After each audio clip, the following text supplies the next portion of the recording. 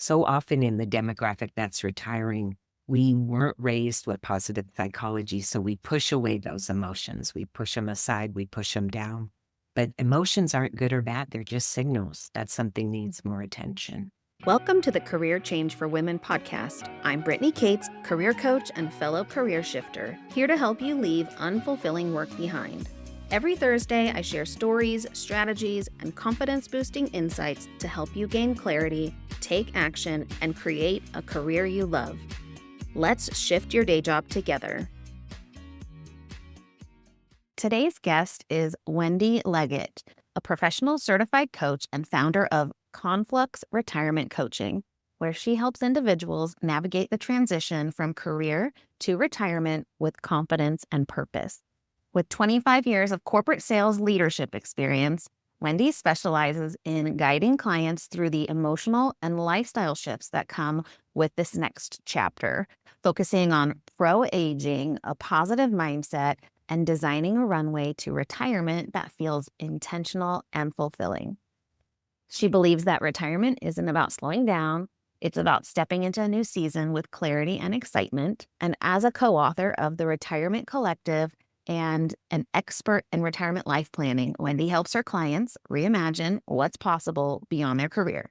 So if you're craving more freedom, purpose, and a fresh perspective on career transitions, especially planning ahead for retirement, this episode is packed with insights to help you take your next step with confidence. So please join me in welcoming Wendy to the podcast. Hi, Wendy. How are you today?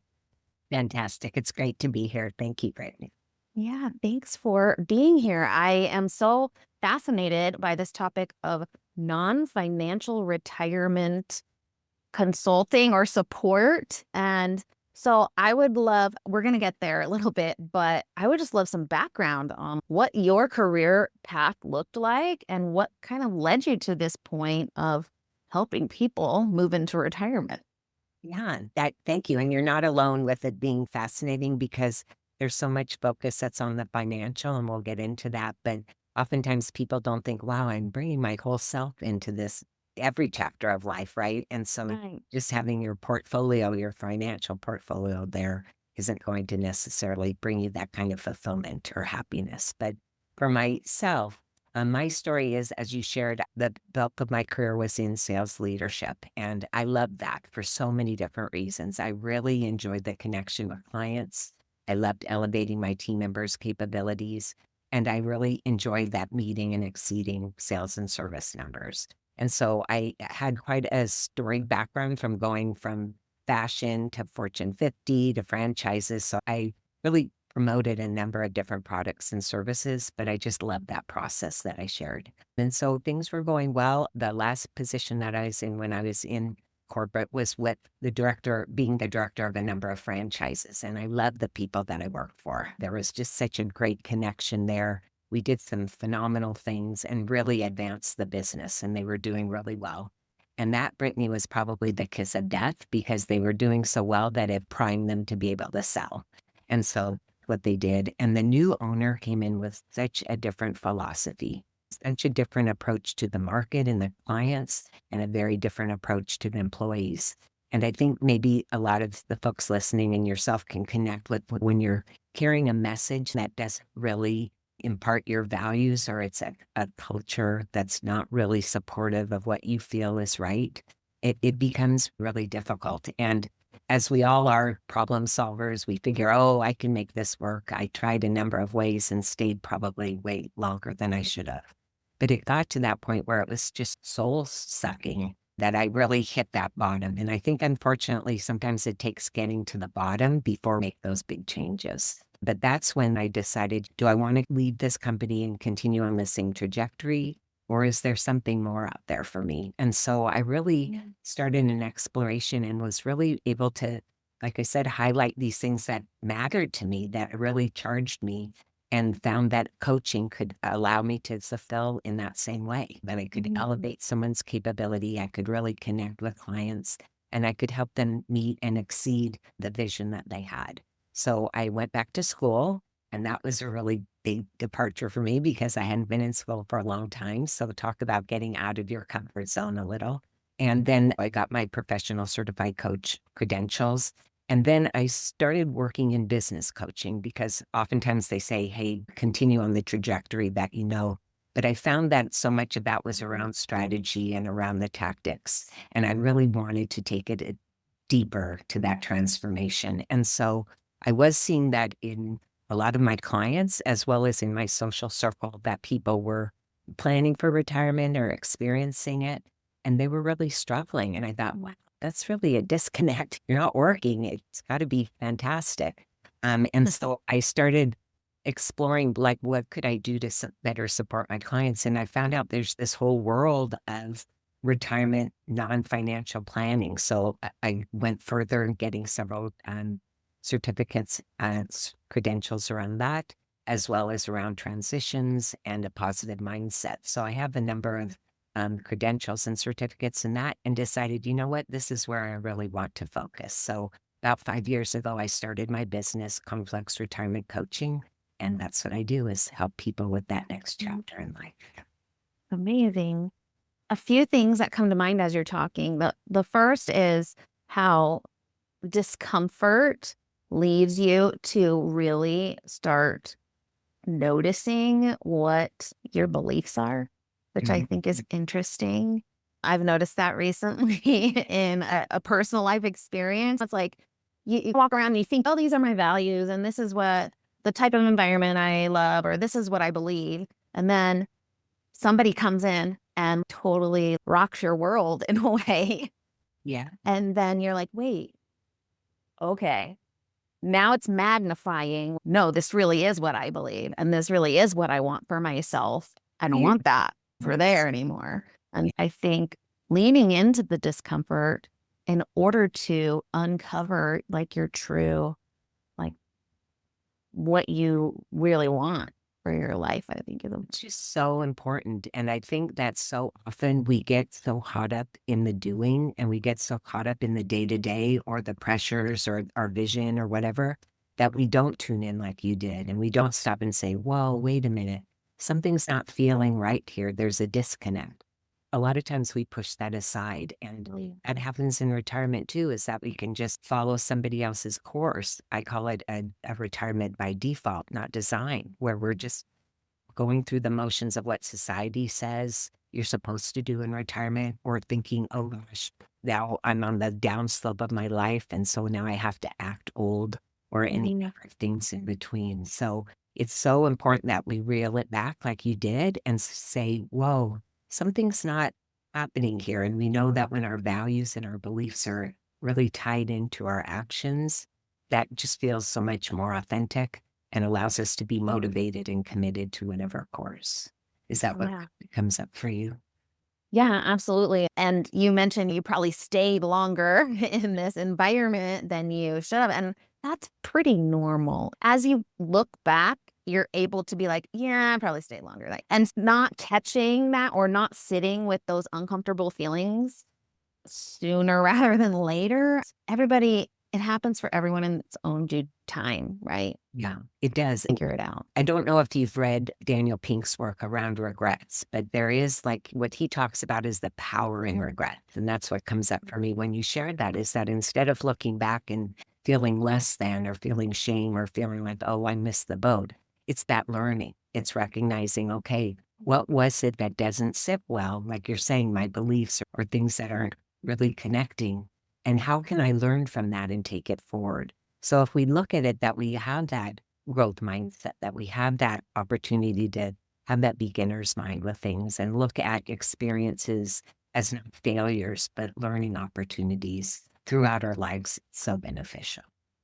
Yeah. And being able to take ownership of we can decide what that past means for us, right? Yes. And maybe for a while it did feel like, oh, I'm a failure. Oh, this didn't work out the way I wanted to. And then maybe as time goes on and you have more experience, you're able to look back and be like, oh no, that taught me something that helped me get here, or that helped me learn something. I'm so grateful that I went through it now, right? And Yeah. so it can evolve over time, but again, taking ownership over your thoughts and like how you think about things is And I think ownership, even in a broader sense of the decisions that we make or the things that the course that we take. I talk about when we leave career becoming well, and really throughout life, I would want us to be the CEO of you, the leader of you, making those intentional decisions, and then taking ownership and accountability for them. But oftentimes people, especially in retirement, let life lead them and they're abdicating that choice. They're abdicating the ownership for their decisions. And it's no wonder then that 1 in 3 struggle in retirement because they do. That's the reality, which is shocking because people always think, oh, retirement's so great. And if you ask somebody, how's retirement going? They're going to generally say it's fantastic. But the reality is a lot of people struggle. But yet they feel like, oh, I can't raise my hand and say that because the answer would be, you're so lucky you're not working any longer. Yet there's so much more to it than meets the eye, really. yeah. It makes me think of other milestones in life too. When people are like, "Oh, how is it being newly married?" Or, "Oh, how is it having a new baby?" And, "Oh, it's great." But everything comes with the highs and lows. Yeah. And it's interesting because I think about, for instance, I took a solo trip to Europe 5 years ago. I look back now and I'm so grateful that I did it. At the moment, it was so hard. It was very hard. There were lots of lows, but also I was so grateful to be in these places I'd always wanted to be in. Then I came back from that trip and people were like, "Did you have such a great time?" I had a really hard time like hyping it up and being like, "Oh yeah, it was just so amazing." It Yeah. was amazing, but it's also really hard. And I don't know if I'd do it again anytime soon. Yeah, no, I think that's so true. I think that sometimes things are so black or white. Either it's this idealist, if you like with retirement, that it's going to be endless weekends, leisure travel, or this pessimistic view that it's going to be so hard and it's going to be loss and aging and 1 foot in the grave. And if we can bring it back to the center and just say, let's have that realistic optimism, let's go in with eyes wide open. And you probably learned a lot from your travels that when you do it again, maybe the things that you'd be aware of or intentional about or planning. And that's easy in hindsight, of course. But that's what we're really wanting to impart here is that when we make these life changes, these milestones, that we are intentional, that we're stepping into it with a design, with an awareness, instead of just allowing things to take us on their course and stuff. So I think that's important. And when you mention milestones too, I do want to tie it back to that financial piece because, for example, when we're going to college, let's say, yes, we have to be able to afford the school we're going to, but we're also looking at so much more than that, I would hope, is that the course of study I'm interested in, does the community feel good to me? Is it located where I'd like to be? Do I connect with the student body? All kinds of things. Or if we're moving from being a renter to a homeowner, yes, we have to be able to afford that house, but we walk into that potential house and we're going to say, do I feel good here? Does it have the layout I like? Is the community good? Is my backyard feel good to me? Whatever goes far beyond the finances. And so we really need to shift our mindset that it's not just about the money. And I think that's the case with so many decisions in life. It's certainly in retirement, but we don't have the same template or roadmap for retirement beyond the financials that we do for some of the others. Mhm. Yeah. And I think that's so important to highlight because I can relate on so many levels, but my neighbor, she is looking at colleges and trying to figure out where she's going to go. And she got some scholarships to like a full ride here, but partial one here. And I could just take it at face value and be like, that's a full ride. I'm going to go there. And I'm like, trying to give her advice from my personal experience of I had a full ride scholarship because I'm from Florida originally. And so I graduated with a full ride to anywhere I wanted to go in Florida. Guess what? I didn't want to go to anywhere in Florida. And if So I it made is that such a decision to walk away because of these other things that I was valuing more than the financial piece, right? And we have to take the whole into consideration in these life changes, not Mhm. just the financial. And I feel like sometimes the financial piece yells at us a little bit because more people are talking about it than the Yeah. other pieces. Yeah, and it is a critical component for sure. Yes. Like when you were laying that out, and good on you to have, especially at that age, had that foresight and really connected with what felt important to you. But so often it does, like you said, it yells at you, and we just get carried along with things Yeah. instead of being the CEO of you and making those decisions. And so it's a very powerful opportunity if we step into it. If we step aside from it, then it's no wonder that some people feel really disillusioned or disenchanted when they're in retirement because I hear that oftentimes. Is this all it is for me? Or this isn't Mhm. back to what I hoped it would be? And we do see some people that really do start to decline. And that's why I'm so passionate about the work I do because we all have contributions to make throughout our lives. It doesn't change with our age, it changes with our mindset. And if we look at it that we have that pro-aging positive approach to our lives, we know that we can contribute to ourselves by growing and changing, contribute to those we love, to our community, to our world. Wherever we want to make that impact, we can do that if we step into it. Yeah. And it makes me think of this idea of finding purpose in your work.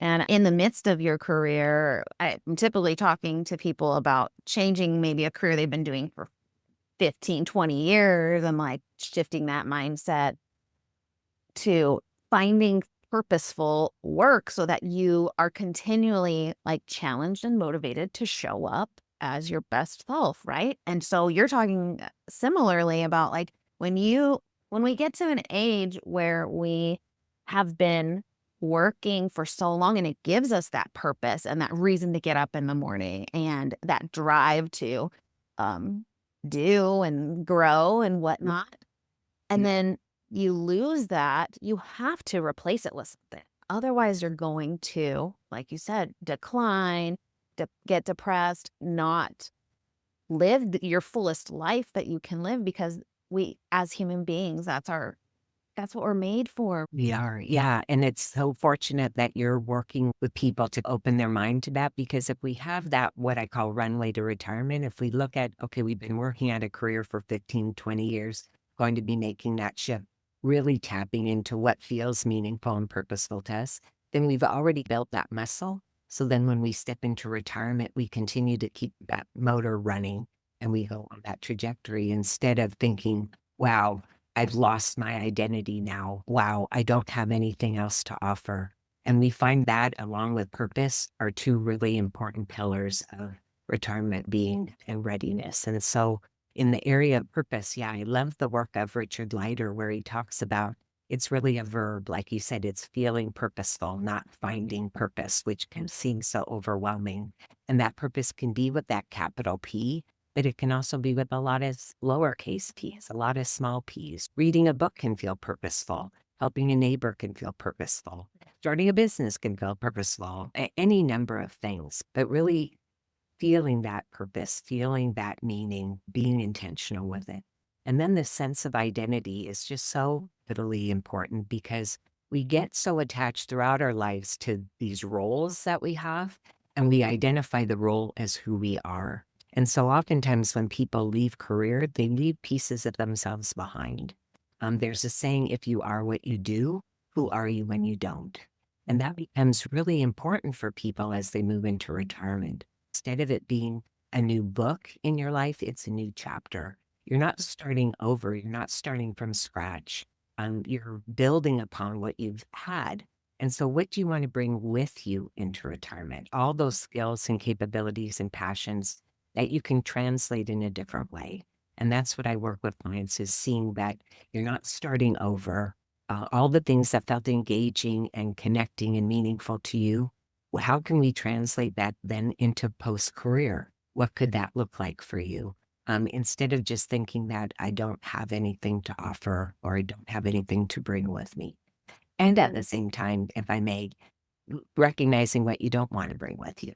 And so some of really seeing what patterns and habits, like if you had a really high pressure career and you were busy all the time, I see so many people in retirement staying busy and filling up their dance card and putting pressure on themselves to one client said that she was afraid she'd fail in retirement, putting some of those KPIs, the key performance indicators around our retirement. it's no wonder that people have a struggle. So those are important things too. I said a lot there. What comes up for you?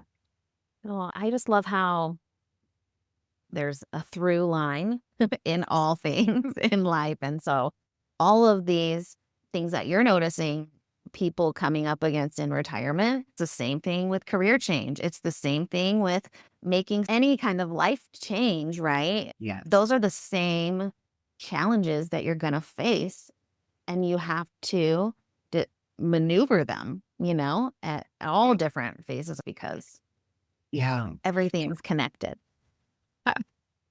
No, I love that you said through line, and it's really true. And what happens too is that now people are in such a different, if you think about our lives and that through line, that we've had certain roadmaps for things. And we've also had some things constant that are foundational for us. And a lot of that is around like school led to career. And so that's so embroiled in our lives that we can again feel like we've lost all of that and we feel unmoored, or we feel like one client said lost in the desert because we don't feel like we have that. But we do have that. It just takes some reflection to recognize, what are we bringing with us starting over? And that it is normal to feel disconnected or feel confused or feel overwhelmed or stuck or really excited or anticipatory, any of those emotions. But let's dig into them. Like you said earlier, let's really see what's coming up for me and what needs my attention. So often in the demographic that's retiring, we weren't raised with positive psychology. So we push away those emotions. We push them aside. We push them down. But emotions aren't good or bad, they're just signals that something needs more attention.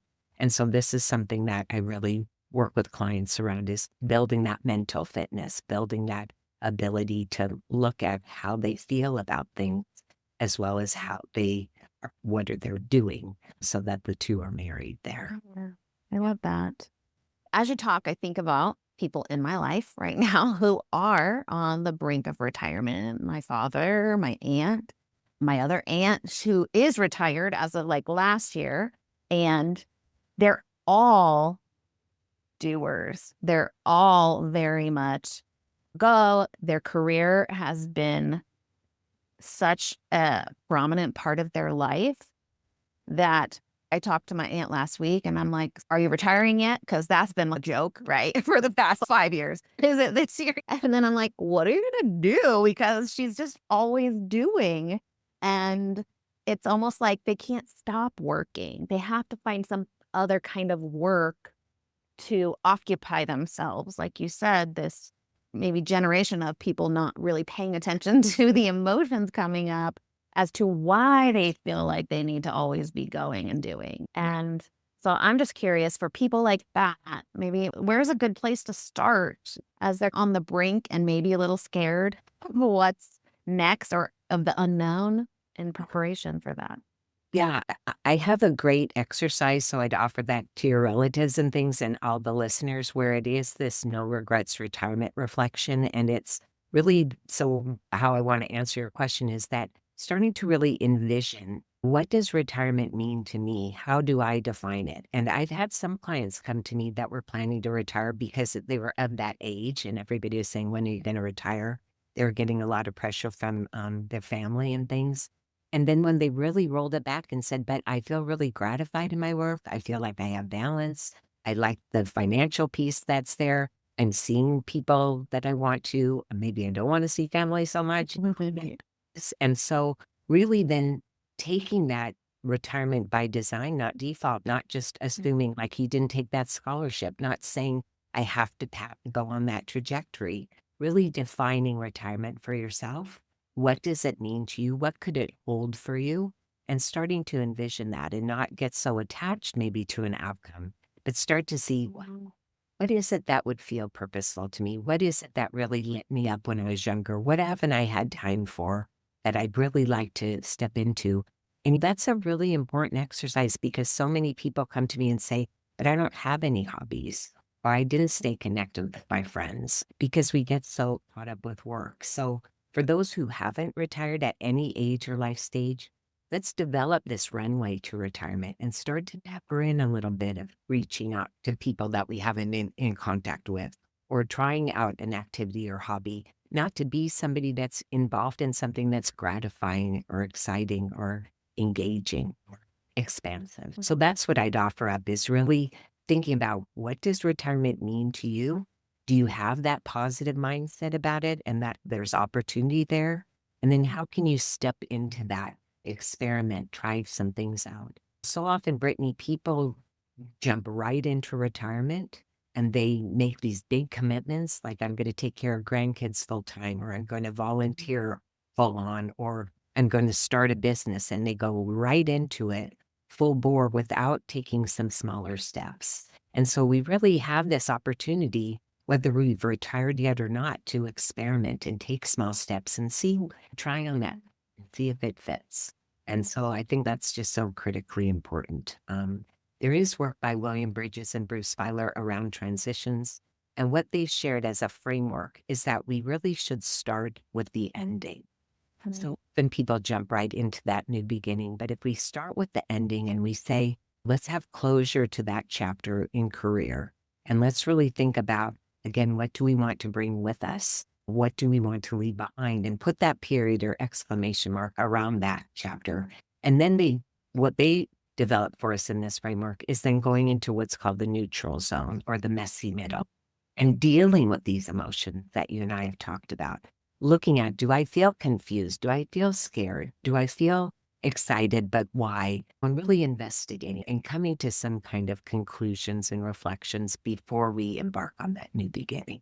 So taking that framework, it's not linear. We're going to flow back and forth, but still at the same time, so often people do jump right into that new beginning. And I did that throughout career, I think, until I became a coach and learned about transitions. I didn't recognize the power of transitions. I would look at that change in role, but not really look at what was happening for me inside. And that's what a transition really is the internal changes, not the external. And so I would bring a lot of baggage or patterns with me into that next chapter, and I jump right in. And that's not to say it didn't go well, but I think, again, upon reflection, it could have been much more aligned with what was important and valuable to me. Mm, mm. I like that phrase that transitions are about what's happening internally, not externally. So that makes me reflect because I had a big transition at work recently that has really affected me emotionally. And I look at around me at like other people on my team and I'm like, is it affecting you like this? Or am I just like the oddball?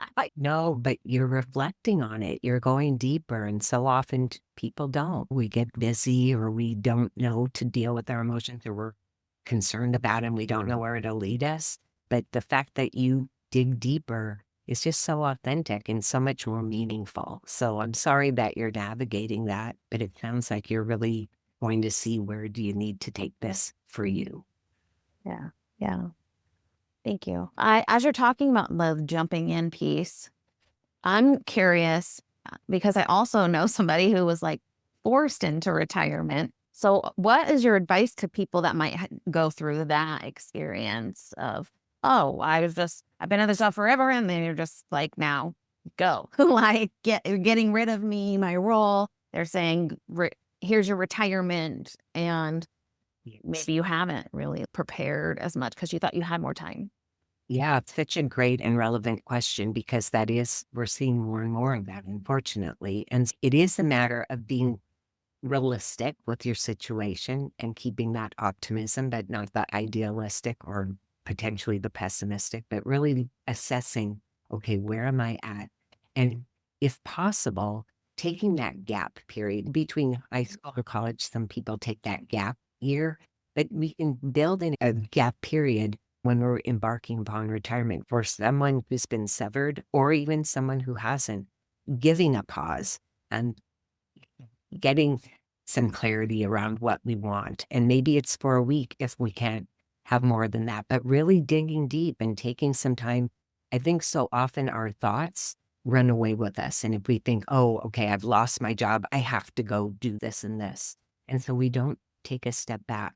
But if we can quiet that saboteur mind that says to us, we have to get things done, or that stickler saboteur that says it's got to be done this way, or controller that I've got to take control of the situation. and just quiet our minds a little and tap into really exploring where might this lead? What is the gift maybe in this happening? Because so often we do just look at the difficulties and it's understandable. That's realistic. But if we can separate it out, we can start to see the possibilities. When we don't see possibilities, we have such a narrow focus and we tend to just go down one. So that's what I would really offer up is that just take that pause, even if it's for a day, but just quiet your mind and really assess, okay, what does this really mean? And what benefits might it bring to me? What possibilities? What support do I need? Who's in? How can I move forward in another way? Yeah. Yeah, I love that. And being okay with feeling that realist view, right? And like how maybe you're disappointed, maybe it's scary, maybe all the things, but also you can also feel hopeful. You can also feel like, oh, what's next? Oh, how is this a gift? Those two things can actually exist at the same time. And I don't think that we as a society really understand that. We're Yes. human beings that are very nuanced and multiple things can be true at one time. And so sitting with all of those things coming up for you, right? And giving that time that you need to maneuver through all of them because one day you might feel more one way than the other. And Yeah. it's Yeah. a process. You're processing all of the emotions coming up. Yeah. Yeah, so it is looking at that framework that's shared with us about, okay, you've had this ending. So what do you need to have for closure? What needs your attention? Are you going through a grieving process through the loss? Allow for that. And then that messy middle. Yeah, you're going to have all kinds of different emotions and feelings about it. That's normal. Allow for that. But so often we push it down or we go about it with toxic positivity. Oh, everything's going to be Yeah. great. And that kind of glosses over what we're really dealing with too. And so that makes it really difficult. And then we start to almost feel a shame around not being able to really look at what's happening for us. And so we want to move past that and just be really real with how we're feeling that no, you didn't want to be let go from your work. And that's normal, but allow for that. Yeah. Don't stay in it. Yeah. Yeah. Yeah. Yeah, we're more resilient than we give ourselves credit for most often, and choosing not to live in it's a choice, really. And so we get to choose. And that's what resilience is essentially always getting back up after falling down. And that might look different for everybody. And that time frame looks different for everybody. But it's again that growth mindset. Okay, do I want to feel this way for X amount of years, or do I want to feel this way? And then we get to choose how we pivot. Yeah, and things like really like self-care, not faux care, but self-care. What really allows you to feel more peaceful? Is it taking walks? Is it meditating? Is it reading? Is it bubble baths? Whatever that is.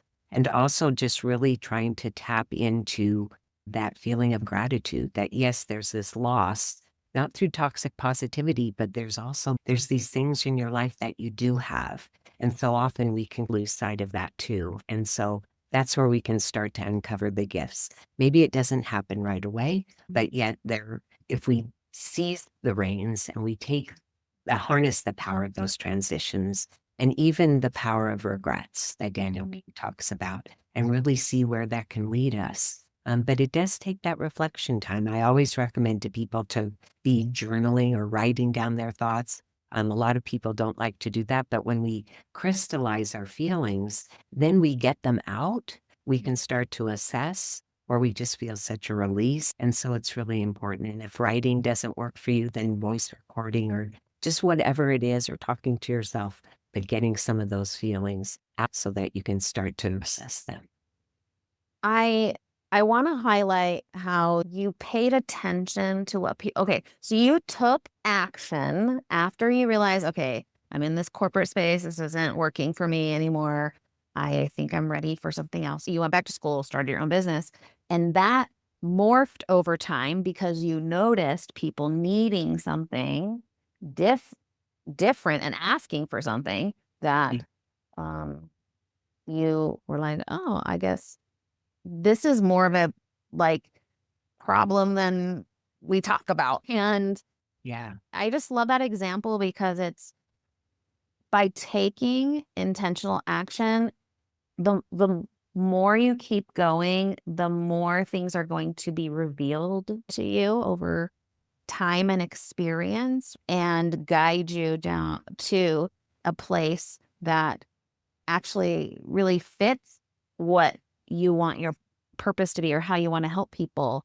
And it's not going to happen by sitting in thought, right? It's going to happen by moving forward and taking that action and paying attention while Yeah. in the process. So I wanted to highlight that about your Yeah. story. Yeah, no, and I think that serves us well throughout our lives, because I think too that we can become so attached to an outcome that we stop seeing the possibilities, and we can put pressure on ourselves to follow a certain course, and we're not listening to the cues out there. But those cues are the things that really are most authentic to us.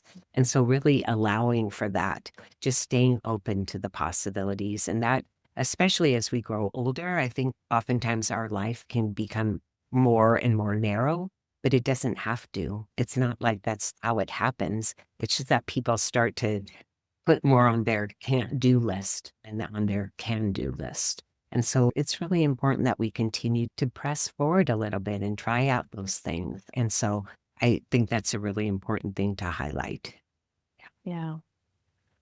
And I just love, uh, you've said it a couple of times, but we get to choose how the trajectory of the rest of our life after retirement, whatever milestone you want to put on it. But Yeah. as you say, people often decline because they don't have any more purpose or whatnot. It makes me want to be like, no, I don't want to be like that. And have that intentionality of like, you're still alive and kicking. And what can you do? Because Yes. yeah, as a society, we really do box people in based on their age.